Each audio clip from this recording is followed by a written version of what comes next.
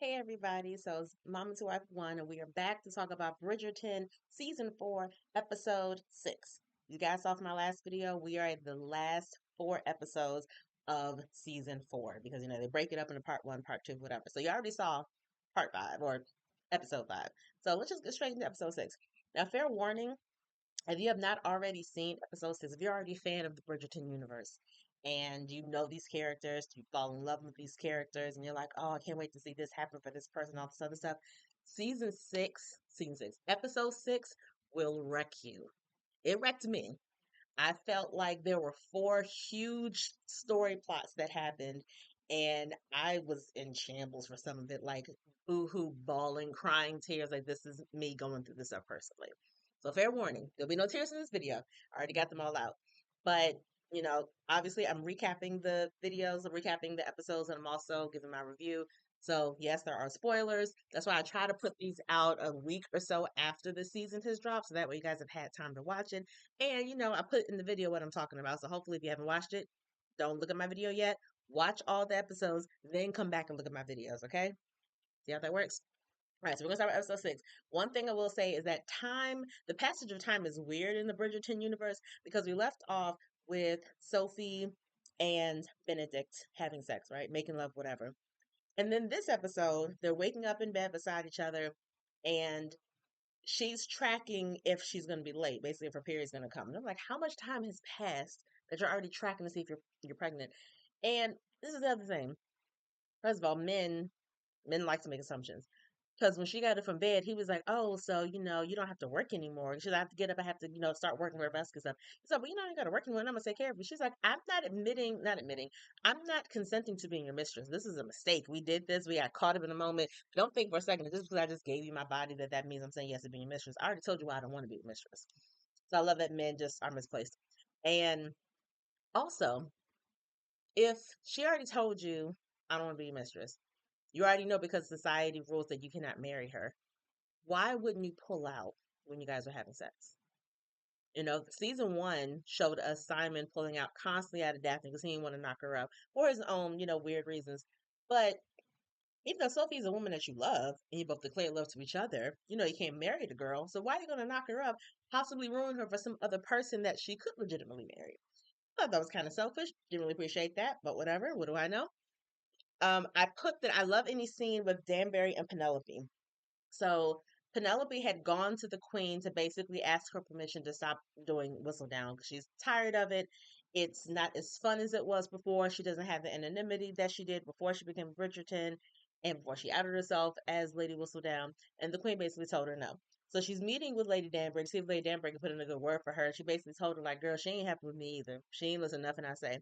But the reason why I like any scene with the two of them, because we don't get to see that often in the series, but in the book, Lady Danbury is really the only character outside of Eloise who really sees Penelope and really values who for who she is. Really, takes the time to talk to her, gets to know her humor and appreciate her humor. The Lady Danbury character in the books is she's kind of different from what we see in the series. The first season, Lady Danbury, she was kind of imposing and intimidating, but still had a heart. In the book, though, she's like a crotchety old lady. And so it was always funny when she would talk to Penelope in the books. Penelope was the wallflower. She was the quiet one, but she would make like slick remarks here and then. And the only person who would pick up on it would be Lady Danbury. So I like physically seeing the two of them in the scene together. That made me very happy. And let's see, Anthony and Kate came back for this episode. We're all rejoicing. They have a new baby, a boy named Edmund, after Anthony's late father, the late Viscount Bridgerton. So that was really nice to see them. One question I had in the last episode was about the closeness between John and his cousin Michaela. And I was like, I wonder if their parents are alive. Apparently, their parents are still alive because she was talking at the breakfast table about, I wonder what our parents are doing right now. So I was like, oh, okay, so you guys grew up as siblings, I guess. I'm assuming none of them have brothers and sisters of their own. But they're having breakfast, and Francesca comes in, and John sees the two of them like kikiing, laughing, actually having a really good time together. And I know it just made his heart full, like, oh, my two favorite girls are getting along. Like, we're all friends. Like, this is so nice. So I know that made him happy. Araminta, the stepmama, she finds out because of course her maid snitched that Sophie is now working at the Bridgerton household. And remember, Araminta bought the house next door to the Bridgertons. So she comes to, I guess when you want to visit someone, you come to call on them. So it's not like going to your friend's house now and ringing the doorbell or knocking on the door saying, "Hey girl, I'm here." And they didn't have cell phones, so now I could text you and be like, "Hey girl, I'm on my way." So essentially, if you wanted to visit someone, you would go to their house and you would have a calling card that basically was just a card that had your name on it. You give it to the maid or the housekeeper, whoever answers the door. They would take that calling card to the people who live in the house and say, "Hey, such and such is coming here to visit you." And then you can either say, "Okay, have them come in, make some tea, make some biscuits for them." Or you have the option to be like, "Well, I'm not receiving visitors today." And the maid or housekeeper basically go to that person and say, "Okay, they're not receiving visitors. They're going to have to come back another time." And that's kind of how it worked. Very formal, very, I like that actually because I can be dismissive to you without telling you to your face, "Get out of my house." Have somebody else do it. I kind of like that. But essentially, at this point, Araminta has come by no less than 3 times to basically snitch on Sophie and basically get more information about is Sophie here. So after this third time, Violet is hanging out with her man. And he's like, "Hey, 3 times is excessive. If she came here all the time, she must need something. Don't worry, I ain't going nowhere, baby. I'll see you later." He'll say baby, but that's basically what's implied. So she sits down and talks with Araminta, who's there with both of her girls. The girls are sitting on one couch, and Eloise and Hyacinth are sitting on the other couch. Hyacinth is still pretty pissed off at Eloise, so she's not really talking to her, but the both of them do kind of give each other looks and have a little bonding moment because the two other sisters are just bickering and talk really nasty to each other, except for Posey, who's the nice one. So at some point, Araminta mentions Sophie Beck, and Violet is like, "Oh, okay." Has no expression. She just kind of, keeps it real cute, keeps it pushing, whatever. Posey sees Sophie. No one else sees Sophie. But when she sees her, she just kind of, her eyes get really wide, and then she starts coughing, kind of take attention away from where Sophie was so everyone could look at her because obviously she's trying to cover for Sophie. But what I loved is, first of all, I love how Violet's staff, her servants, they have that woman's back. And they genuinely like her, genuinely love her kids. And so when the chick first mentioned Sophie's name, Violet looked at her and just like, "Oh, okay." She looked at her head maid, gave her like a slight nod. The maid behind her back snapped her fingers twice, and the valet immediately knew to come in and say, "Oh, I'm sorry, Lady Bridgerton, there's another visitor for you." And basically what that means is, okay, the visitors that you got now, y'all got to roll, but she got somebody else coming. I just love that they had that whole system in place. And I love that Violet closed ranks immediately around Sophie. There's something about Sophie that makes her feel protective of her. Sophie's been really good for her girls, and she can tell how much Sophie really loves her son and how much he loves her. And she just likes her herself as a person. So she closed ranks immediately. And I love that she was so protective of her. That made me happy to see. And so after that lunch, Violet goes to visit Sophie because Sophie had asked her, "Can you write me a letter?" It's called a letter of introduction, but I guess now technically like a letter of recommendation if you're trying to get a new job. Because of everything that happened with Benedict, she's like, "I can't stay here any longer. Definitely because that chick's next door. I really don't want to stay here. So I want to go back to the old place where I lived, where the new Lady Pen, Lady Penwood, the new Lady Penwood has taken residence with her husband." Sophie doesn't know who they are, but she's like, "I grew up there. I want to go back there." Violet was like, "I don't want to lose you. However, because that chick is next door and she is gunning for you, I think it's definitely best for you to leave. So I wrote you a letter. Do what you need to do. Godspeed. But just know that I don't want to let you go," which I did like. So where else are we? Uh-uh. Anthony comes back and Violet wants him to talk to Benedict about Sophie because at this point, Violet thinks this is a repeat of Anthony and what was his mistress's name? I don't remember his mistress's name, but he had a mistress who was an opera singer in season 1. I don't remember what her name was, but he had an affair with her for a very long time. That Violet knew about because Violet knows everybody's business. She'd be quiet, but she'd be seeing what's going on with her babies. And she thinks it's the same situation, that this is just kind of a dalliance. It's just something casual, but he's going to ruin things for the whole family. So she's like, "Anthony, talk some sense into your brother."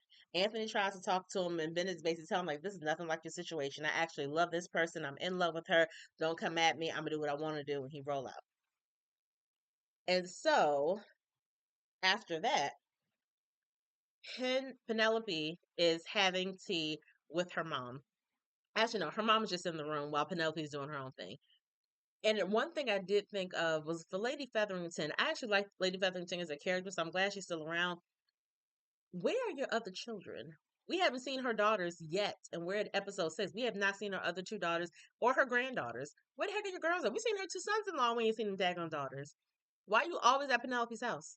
You ain't got nothing else to do. And whenever she's at Penelope's house, she's not playing with the grandson or anything. She's like basically not badgering, but she's trying to dictate to Penelope what she should write in Lady Whistledown. It's like, girl, I did this long before you knew who I was. Like, relax and chill out. But while they're hanging out, the maid comes in and is like, hey, you have a visitor. It's the new Lady Penwood. And nobody knows who Lady Penwood is. They just know that a woman and her husband have moved into the house. They know that Lady Penwood. I guess Penwood is also, I don't know. I guess Penwood is her last name. I guess. I don't know. Kind of confused about that. So they go into the drawing area. Lady Penwood is Cressida Kalpa. When I tell you, I don't think I realized that I missed her. I was like, oh, she's back. The gang is all together. Look at that. Actually really happy to see her. Same cannot be said for Penelope. She basically is coming to say, I'm Lady Penwood. You know, you and I have done very well for ourselves. You know, we're married women now. This is great and amazing. And I've told nobody that I'm back because I thought Lady Whistledown would have the exclusives. I'm basically trying to help you out by letting you know who I am, letting you know my story of how I went to my aunt's house in Wales and he came to visit and we fell in love. He was enraptured by me and now we're married and look at us, blah, blah, blah. Penelope is very smart. And I think people forget sometimes how she sees right through things and she's able to really dissect the situation in mere seconds. And she was like, you are not doing this to help me. You basically want me to help you get back into the grace of society because you were shamed last year when you pretended to be me, when you lied to the queen about being me. And she's like, look, I just need your help, please. I'm inviting you to a ball that I'm having. Please consider coming. Please consider writing something about me and Lady Whistledown. She's basically pleading with her. And this is the first time in a long time we were seeing Cressida really humble herself and genuinely apologize to Penelope. Because I believed her apology. I didn't think that it was, she's putting on airs. I think she genuinely missed being in society. That was just a huge part of her life. And so, yeah, so they kind of leave it there. Penelope is looking like, don't even ask. You have the audacity to ask me for any favors. You not just with the whole Lady Whistledown thing and her pretending to be her, but she had tortured Penelope for years. Since season one, she tortured Penelope, just like making crude jokes about her, spilling drinks on her on purpose, stepping on her dress, just because she was incredibly insecure. And I understand Penelope. Like I really, really get it because girl, come on now. We done been through a lot of stuff. But, we'll see what happens. We find out what happens later on this episode, but they kind of leave it there with Penelope looking salty, like, I don't want to do that. So while that happens, we cut to the Mondrish family, Alice and Will. She's struggling with her role as the lady in waiting, the newest lady in waiting for the queen. And part of it is, remember from last episode, she saw Sophie and Benedict go into a bedroom together. So she knows that, oh, they doing the they're doing the grown up, as my cousin used to say. And obviously this is hot gossip. The queen wants to know who Benedict is dating because she has her eyes on him as not the diamond of the season, but I guess the gentleman of the season. But she hasn't heard of him dating anybody. She doesn't know that he's been obsessed with this lady in silver. Does not know that he's having this huge affair with the maid. And so Alice is like, I have information that I know the queen wants, but she has an affinity for the Bridgertons like most people do, so she doesn't want to break their confidence.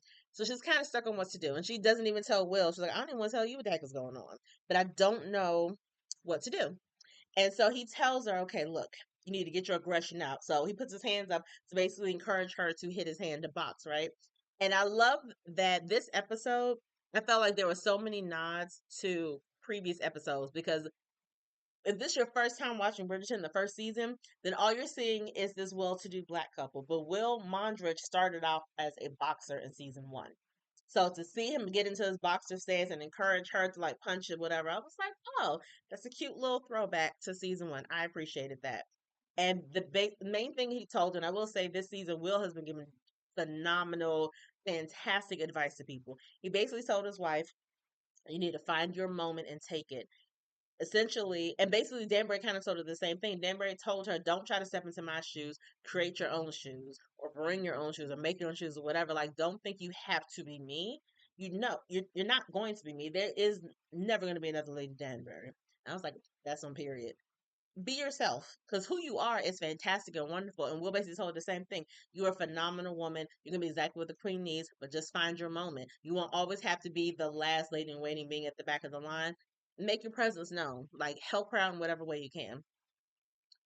So in the meantime, we get back to Benedict and Sophie, and he asked her to move in with him at his cottage, the cottage where they had their first like official kiss together, and where they kind of fell in love with each other because they were there for like 1 or 2 weeks or something. And he said, like, if we go there, we'll be away from society. We can just live our lives. Obviously, I'll come back. I'll travel back and forth to see my family, but you'll be there with the caretakers of the cottage. So essentially, the life he's depicting and what I'm kind of getting out of it is we're going to go to this cottage where we're not going to be married. So essentially, I'm still your mistress. But instead of being your mistress in the ton where people can find out, we'll be in the cottage living our own secluded life. You'll come back to your family to say hi, to hang out, see your nieces and nephews, but I have to stay in the cottage while you're gone. So essentially, I'm still your mistress, just in another city. So I was like, I don't see how this is a compromise. And she's getting into it though. She's like, okay, you're envisioning this. You actually thought this through. I do want a life with you, but we need to find out more about each other. He tells her some things. He tells her that he's been with both men and women, but that he hasn't loved anybody the way he loves her. Like that's the only woman that he's ever actually been in love with. And he doesn't agree that society should make all the rules when it comes to who you love and how you love. And if you've watched shows like The Crown or like Bridgerton or anything that's set in this kind of time period, the rules are so strict. And there is no wiggle room for the most part when it comes to just society rules. And I can understand it being stifling for both sides, right? For the people who are the working class, in addition to the people who are the rich people. The rich people you assume like have no problems, but essentially, and Eloise says it in one of the episodes that I think it was this episode, that she essentially is in a gilded cage. And, it's pretty, but it's still a cage nonetheless. Like I'm still bound by everything, which obviously is sad. And one thing she did confess to him was her illegitimacy. She was like, my father was a nobleman, my mother was a maid, and basically in the same position that they're in. And so I know that noblemen change their minds. I know that all noblemen don't stick behind, their responsibilities when they get somebody pregnant.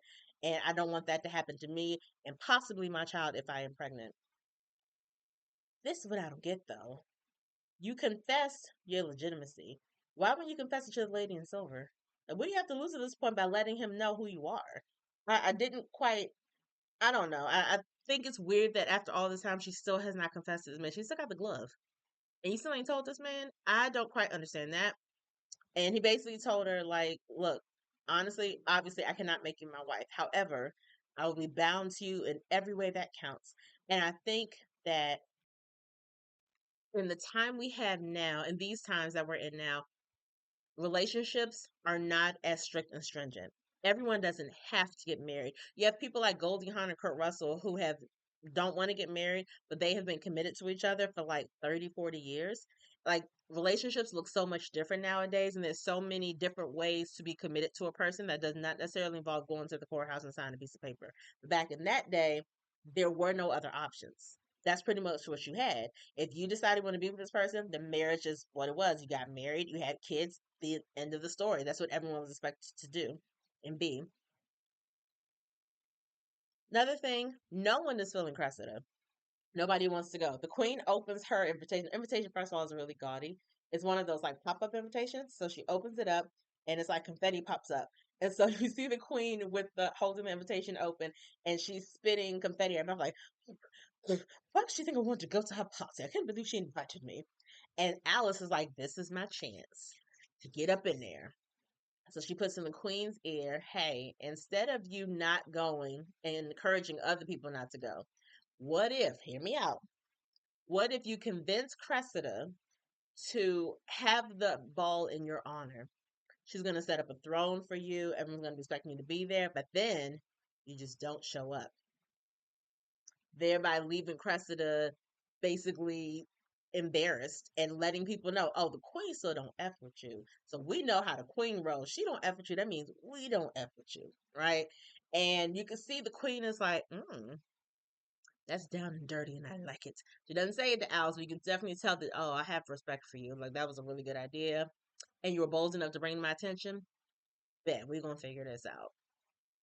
And so, unbeknownst to how we think the queen is feeling, she takes Alice's idea in mind, but she also has something on the side going with Penelope. We're going to get to that in a minute. So Lady Danbury had a one-on-one with Benedict, which I think was interesting because again, we don't see some of these character pairings we've seen this season we've never really seen before, or we haven't seen in a while. So I love when I get to see that interaction with two different people. It's like, oh, that's right, you guys do know each other. You guys are kind of cool. They're watching from the doorway, Violet hugging and holding baby Edmund, who's Kate and Anthony's new son. And Benedict's looking on with mixed feelings because he's like, technically, I am the spare. And Prince Harry called him, I think his book was called Spare, because when you have the person who is the heir, which is Prince William, the younger sibling, brother, sister, whatever, is just the spare person. So if something happens to the heir and they don't have any kids yet, then automatically I become the new heir. And so Ben is looking at his nephew and he's like, it is kind of weird. You know, I'm looking at him and he is now the new heir after Anthony because Anthony's had a child. Anthony's had a son specifically, not his child. Anthony's had a son. So that kind of takes away pressure from me, but also kind of takes away my purpose. But I'm also envious because he's bringing so much joy to my family. And Lady Danbury was like, you can bring just as much joy to your family as well as going to happen for you. Like, just relax and calm down. It was kind of a bittersweet moment for him. And I think I kind of understood, but I feel like Bridgerton was trying to make that moment a little deeper than it actually was. Or I could have missed something. That's very logical as well. And Ben is also trying to avoid his mother. Remember, they had a blow up last episode where he basically called her out on the fact that she's sleeping with Lord Anderson. So Penelope, I put Pen. I'm looking at my notes, so that's why I keep looking to the side.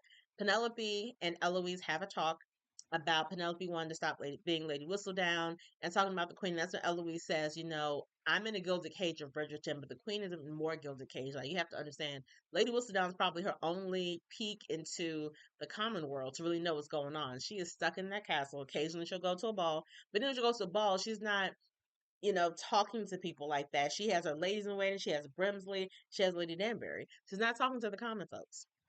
And she'll inquire about them and she likes to know their business because she loves good gossip. But that's her only link to the outside world, is what Eloise told her. And so now Penelope is like, okay. She talked to the queen and basically was like, I understand now why you're so resistant to change. I understand how you feel. I understand that it must be really difficult being in this tower essentially where you are untouchable. And even though you like being untouchable, I know that you want to still be connected to the world. And that's what Lady Whistledown did for you. And I understand that. So I apologize for trying to take that away from you. And somehow in this conversation, because we don't get to see the latter part of the conversation, but they start having some yeah, they start having some conversations after that about hatching a plan to help Penelope out. But again, we'll get back to that because we don't get to see that conversation happen at all. So, in an effort to build the bridge between Eloise and Hyacinth, Eloise decides to sneak Hyacinth into Cressida's ball. The Bridgerton family had decided to go because at first, all the family was like, all the damage she did to us, to Eloise, to Penelope, F her, and none of us going to her ball. Kate was the one that convinced them, like, we all do dumb stuff when we're young, so give her a chance. So they all go to the ball, a united front. Eloise sneaks Hyacinth in, and what she does is smart. She gets Sophie involved. Sophie disguises her as a maid because she was like, maids, hey, they don't, we're invisible. We are just there to serve people. Don't nobody pay attention to us at all. And it works. And one thing I don't think I've ever paid attention to before, but all the maids are dressed in a certain color. So once you see a maid out and about, like in the wild, based off the color of the uniform, you can be like, oh, you must belong to Bridgerton House. Oh, you are in Penwood colors or Featherington colors or whatever. I've never paid attention to that before. But she dresses her just like the other maids at Penwood House, and Hyacinth is just like, so her eyes just open wide and she's just so excited and like, oh my gosh. And so while she's gaping, Cressida comes over and sees Eloise. They don't have a long conversation. They just kind of chit chat a little bit because Cressida is overhearing the people talking about how, oh, this is in the Queen's honor. Queen's not here. Oh, Lady Penrose me so embarrassed. Oh, this is so embarrassing. I can't believe it. Oh gosh. And it is covered in every shade of pink you can imagine. I'm not the biggest fan of pink, but it's everywhere in this ball. It's everywhere on Cressida's dress, in her hair. It is everywhere. So with all the whispers going on, she decides, you know what? I am going to make an announcement. I got to distract everybody. She gets up there. Oh, actually, before we get to that, there's another scene where at the ball, John sneaks out with Francesca. He takes her to Cressida's garden, and it's a beautiful full moon. And he just stands up there and stares at the moon with his arm around his wife. And it was a very beautiful, serene moment because it was a reminder that, yes, I'm happy that you and Michaela are getting along, that you're laughing more, that we all can laugh together. But don't forget that I fell in love with you because I was able to be still with you. I was able to have these moments of just appreciating your company, breathing in your essence, looking at the stars, feeling the wind, whatever it is. Season three, when they first got together, they would have those moments where they would just sit together and not say anything. And there was a silence that she welcomed because she grew up in a house with seven siblings. And she needed that silence. She needed that comfort. And I love that he took the time at this ball and he didn't say it with words, but essentially he was telling her, I'm happy that Michaela's chaos, for lack of a better term, or her spontaneity, I'm glad that's kind of rubbing off on you, that you're laughing more and having fun. But I still love just being with you, just you. So I love that they got to have that moment together. Very beautiful, peaceful moment, very simple moment. But for them, I felt like it was exactly what Francesca needed, and needed that reminder that this is my man, he got my back, and he loves me for me. Appreciated that a lot. So back to the ball, right? So Cressida is about to give a speech. She says, good evening, everyone. And as soon as she says that, we see Penelope look at one of the footmen, give him a quick head nod. He leaves. Then all of a sudden, you see dozens of footmen come into the ball with fresh Lady Whistledowns. I'm like, my first reaction, I love a petty Penelope because you're essentially taking all the attention away from her by putting out a new piece of something, something, something. Lady Whistledown has retired. Y'all, I didn't, I was like, what? And so she put in there, like, I've enjoyed talking about you all. I've enjoyed meeting you all. I've really enjoyed being part of this world, but I'm retiring my pen. I like the pun on that because her name was Penelope, her nickname is Pen. But I was like, oh, but then I thought about it. It's taking attention away from Cressida. However, it's also taking attention away from the fact that the queen is not there. So technically, she did Cressida solid while also setting herself free. And she looked so at ease and so comfortable and like, yes, we're good. This is done. This is my life's work, but I am on to bigger and better things. And it's going to be a beautiful thing, whatever that is. Benedict comes, sees Hyacinth and Eloise, and kind of takes him home because he's like, I don't even want to be here no more. I really, in his mind, I just want to see Sophie. And he leaves with them, right? So when he comes back, he has a conversation with her. And again, she's tracking to see if she's going to be pregnant. But one thing, actually, I take that back. He doesn't see her. He talks to Anthony. Anthony's telling him, I know you think you love this girl, but you have to understand, it's not just about her not being accepted. If you guys have children, your children will not be a part of this family. Like legally, based off the rules of society, if they have children, Sophie and Benedict, your children will not be part of this family. We won't even be able to see you anymore because you'll be cast out of society, not just her, both of you. Okay. And your illegitimate children will not be a part of this family. And he's basically letting him know, like, look, I know you love her, but I need you to think about your future as a whole, not just, oh, I'm going to be with her and we're going to be together, and we're going to be in love. Think about the impact this is going to have on people outside of you and Sophie. And, obviously Gabe Ben did something about it. Obviously he doesn't want to think about it, but you're a man, like you have to. And even though, she keeps telling him we do love each other, I'm not negating your love. Love is never going to be enough. And it's not in the real world in 2026 either. Love is great and it can absolutely take you far. But there's so much more to a good marriage and a good relationship than love. Like there just is. And it doesn't sound flowery, it doesn't sound romantic, but that's just the way life is. That's kind of, that's what it. One thing I do like is that when Anthony had the conversation with Benedict, he, from season 1 and 2, he's calmed down. He is still stern, but he's not all bark and no bite anymore. Like he was just, actually, no, before he was bark and bite, he would just yell all the time and just like, this is my way. I run this him, da da da. But he was basically like, no, I trust you to make a good decision. I understand how you feel. I don't want you to think I don't love you. Who's like, but really, if I didn't have the relationship with you that I did, I would essentially cast you out. I could cut you off, because keep in mind, Anthony is the Viscount. So the money that's given to his siblings, he has a sign off on all of that. So he was like, I could cut you off and I can cast you out from this family. Obviously, I don't want to do that. So I'm trusting you to make the right decision here. and kind of left it at that. And I love that because there were no actual threats. He's just telling him, yo, you know what the rules are, dude. Like, we can't go against it. I don't know what you want me to do. So Penelope took her whistle down to the queen, and we find out that that was a ruse that they came up with together. Not a ruse because she actually has retired, but that was the deal they came up with. Like, okay, you can write your last column, just do it at Cressida Calpis. Well, Lady Penwood's, do it at her event. So she comes back and she tells her what happened, and she's like, okay, the queen is like, look, promise to bring me gossip from time to time, but I look forward to whatever you're going to read, essentially giving her a blessing to pursue, her other interests, which is great. Lady Danbury is leaving. Y'all, this is one of the parts that made me get choked up a little teeny bit. Lady Danbury is leaving after Penelope. The queen stops her in her tracks. Lady Danbury turns to look at her. The queen stands up, eyes get a little glassy, and this is all she does. That one nod said, I give you permission to leave. And like Lady Danbury immediately, eyes got clouded with tears, lips started trembling. She just said, thank you. And she walked away. And it was just a beautiful because it reminds me of the beauty of a female friendship. When you are so tight and so close with your good girlfriend, you don't have to say any words. You guys know with a look, with a tap, with the eyebrow, like, you already is a full conversation being had, and I think that's indicative of just black women specifically. So I just love that scene, but it also was like, oh, you love her so much that it's so great that you're willing to let her go. Like it was a beautiful moment, and again, it was so sweet. And I said that their friendship is so deep that no words were needed. So the next scene, we see all the Sterlings. So Francesca, John, and cousin Michaela putting a little puzzle together, and it was really sweet. And then John looked kind of tired, and he was like, you know what, I'm gonna take a nap. She's like, okay.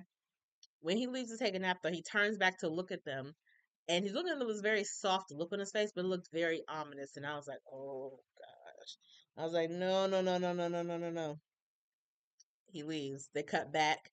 To they cut back to Violet, who is asked Lord Anderson to tea. Because in one of their last conversations, he mentioned like, oh, something basically she mentions the conversation that she had with Benedict. Like he, knows we were doing stuff together, but we're not married. And he was like, well, don't worry, we can still hang out and do stuff without being married. Marriage is off the table anyway. So she brings him to tea because she's like, I want to know what you meant by that. Why is marriage off the table for you? He's like, essentially, it's because I know you care about them kids. I know you're not trying to go there right now. So I thought it would make you feel better if I took that pressure off of you, thinking you had to even consider the idea. And she was like, oh, okay, well, thank you for thinking about my feelings. And he was like, but just let you know, if you were open to it, I'd be more than happy to marry you. Like, he was like, I love you. He was like, I really love you and I want to be with you. And, that's pretty much it. So he says he loves her. She goes to him and she's like, oh, Marcus. She goes to him and gives him a hug. While they're hugging, he says, will you marry me? And she said, yes. I was like, oh my gosh, what? I, I never, ever, ever would have suspected that that was going to happen.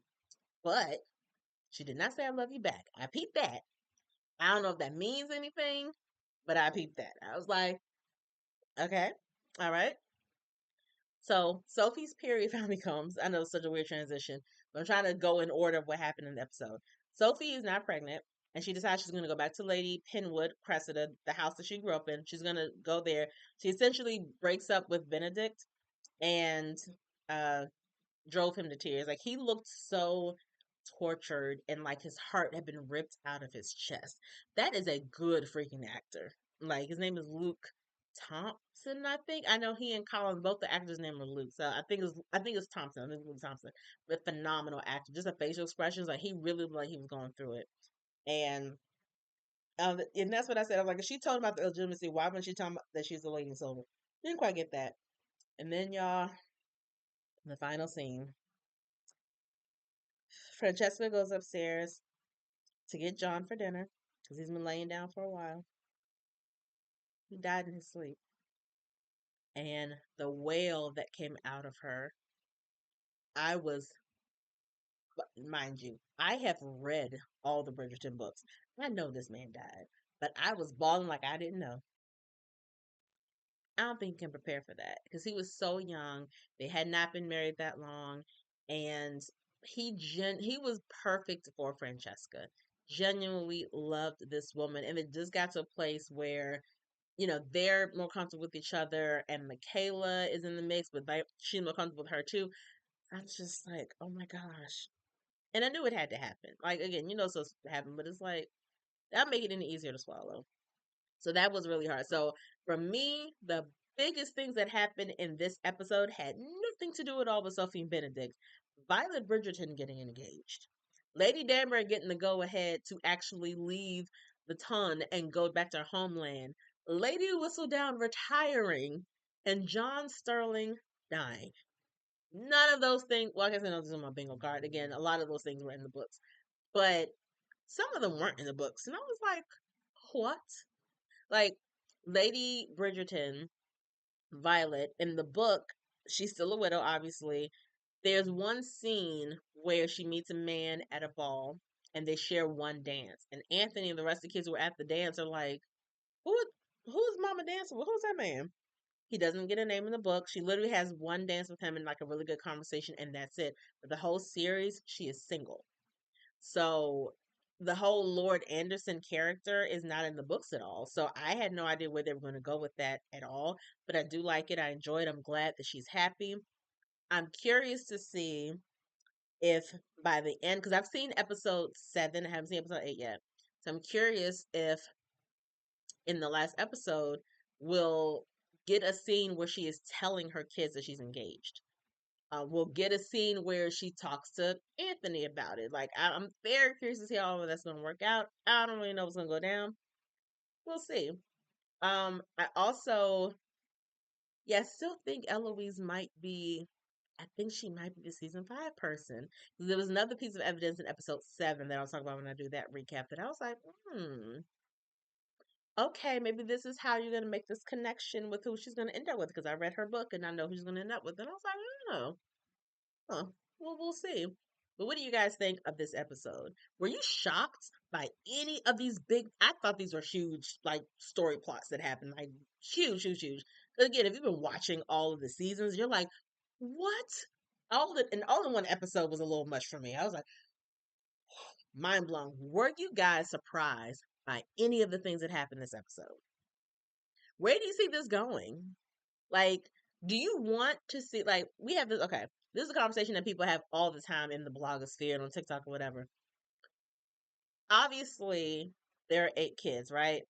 We had Daphne and Simon season 1. We had Anthony and Kate for season 2. We have Colin and Penelope for season 3.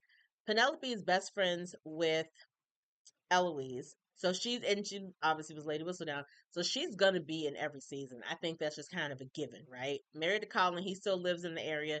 Yes, they'll still be there. I think that makes all the sense in the world. A lot of people are still upset and don't understand why Daphne and Simon don't come back, why Kate and Anthony don't come back. And I know it's like different conversations with the actual actors and actresses and their contracts and all of that stuff. But in the book series, honestly, I think Anthony's probably in all the book series because he's the Viscount, he's the head of the family. So it kind of makes sense that he has some kind of role. But Daphne and Simon, if I remember correctly, they don't really show up in the other people's books. They show up for a little bit at the end of Colin and Penelope's book because in the book, there's an epilogue where Colin and Penelope have a child, a son, who has a speech impediment. And so they go to visit Daphne and Simon specifically because Simon grew up with a speech impediment. And so they're going to them to find out how can we best support our son? We know you did not get support with your speech impediment from your raggedy father. So what did you need as a child that we can do for our child? And it was like a really sweet scene. But outside of that, after their book, you didn't really hear about them again.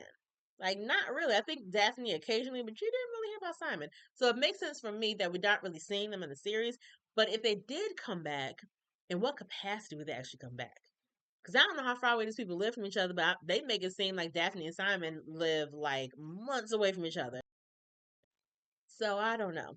But that's pretty much it for episode 6. If you guys have any comments, let me know. If you cried at any point in this episode, 'cause I cried at least, I know I got teary eyed at least once. I cried at least once. But let me know if any part of this episode got you emotional, teary eyed. pissed you off maybe? What was your favorite scene from this episode? And what do you think is going to happen with any of these characters in episodes 7 and 8? Comment below. Make sure you like this video, share, subscribe, all that good stuff. And I'll see you guys for episode 7.